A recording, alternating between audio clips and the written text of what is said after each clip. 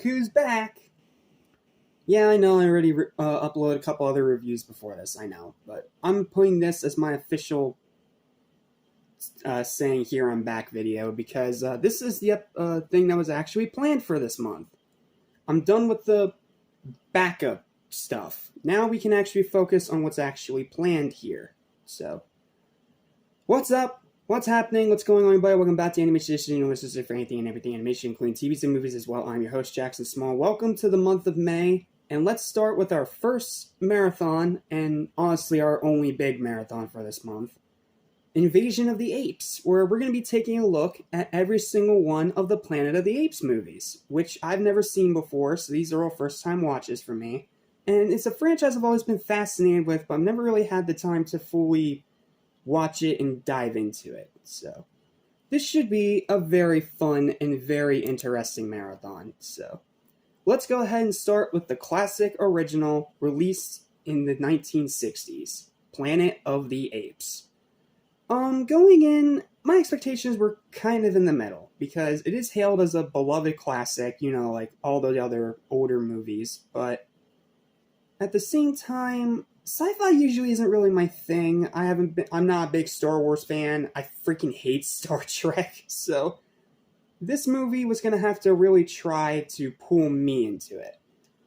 And I'm delighted to say that, yeah, it kind of did. This is a pretty good movie. I'm not going to say it's like one of my favorites of all time or anything, or it's like a mortal classic that deserves to be up there with the greatest movies of all time, but I can tell you this. Planet of the Apes is a very good movie, and it lays a really nice solid foundation for sequels to build upon. So, I have a lot to say about this one, so let's not waste any time and just dive straight into the review. I hope you guys enjoy. With the new installment right around the corner, which is said to be a reboot, but we'll find out, I'd say it's about time I finally see what the hype is about and check these movies out for myself. And I gotta say that judging from this first one, it's starting off on the right foot. This is a pretty good movie. Pros, great acting, memorable characters, Dr. Zia, Dr. Zaius, Cornelius, Taylor, Nova, like, a lot of the characters here, they are kind of simple, but they're fascinating, and I actually really like them. Consistent slow burn pacing, this movie is slow, but it's not like slow to the point of boring. Pretty good effects for the time period. This is from the 60s, you gotta cut a little bit of slack. Great runtime of just under 2 hours. Outstanding world building. This is the movie's strongest aspect in my opinion. The way that they build this world with these apes and how they relate to humans and how humans are kind of like slaves to them instead of the other way around is fascinating. Not to mention that ending where we find out that, well, things aren't what they seem, that's to be sure.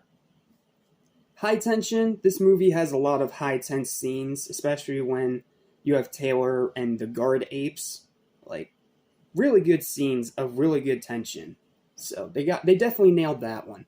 Amazing set design. The sets in this movie are so damn good. Like you know the classic Clash of the Titans, you know like the set design from that movie? Well, think of that in this movie, but having a bit more of a rustic, dystopian sci-fi feel.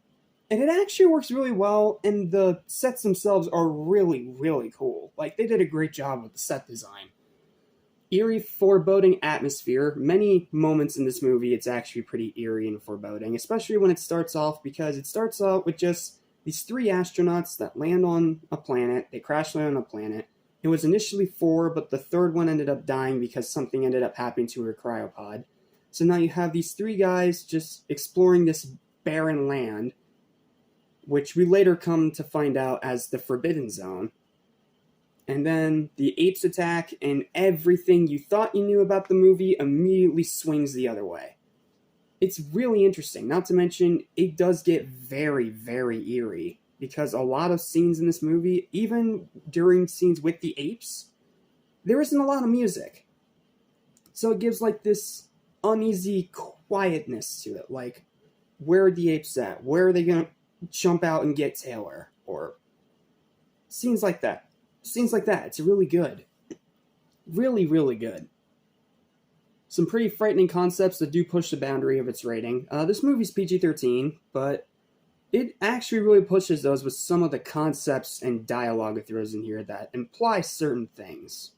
So, this movie is definitely not afraid to go into dark places, which, I mean, it's commendable, if you ask me. It's very commendable.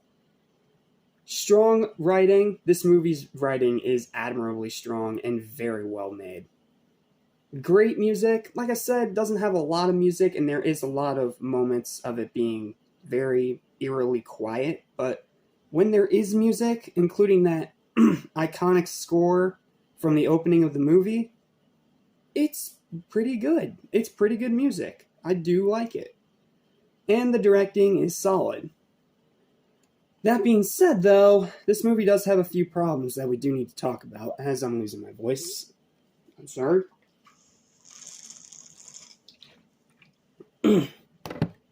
Sorry, I'm trying to get all this done as fast as possible, so please excuse my voice. The cons of this movie, the underdeveloped love story between Taylor and Nova, it's barely even there. Hit or miss dialogue. There are a few lines in this movie that do make me roll my eyes, but it's not to the point of making me completely disinterested in what's going on. And a very slow first 30 minutes that can be difficult to stay invested in. The first 30 minutes of this movie with the 3 astronauts and them walking through this barren wasteland, this forbidden zone, it is really slow. And I can understand if it ends up boring a lot of people. So, yeah, understandable if that ends up turning you away, but trust me, stick with it. Stick with it. When it gets to about 35-40 minutes in, that's when the movie gets really, really good. So, stick with it. Overall, it is a pretty good science fiction film that lays a very solid foundation for further installments to hopefully build upon. Can't say it's great, unfortunately, but I do still recommend it if you like sci-fi movies. It's a pretty good movie. I did enjoy this one. I did enjoy my time watching it. While it has its fair share of problems, I do think it's worth watching, and it does belong up with the classics. So, yep, it's no King Kong, but it is a very good, very entertaining movie. So, final verdict for this movie is a strong, solid 7 out of 10. It's a very entertaining sci-fi movie. It has some really good effects for the time. It has some great writing, and it also just has a lot of really interesting concepts that I think they really execute well. If it weren't for the underdeveloped love story and the first 3 minutes being slow as hell, I would say that this probably would be an 8, but it just doesn't quite have that for me. It's a very good movie. I do think I will rewatch it in the future, but I can't really say when. So, yeah, I enjoyed this a lot more than I expected, and now it has my expectations set pretty high for the sequel. So, I'll see you guys next time when we talk about the second movie in this franchise, Beneath the Planet of the Apes.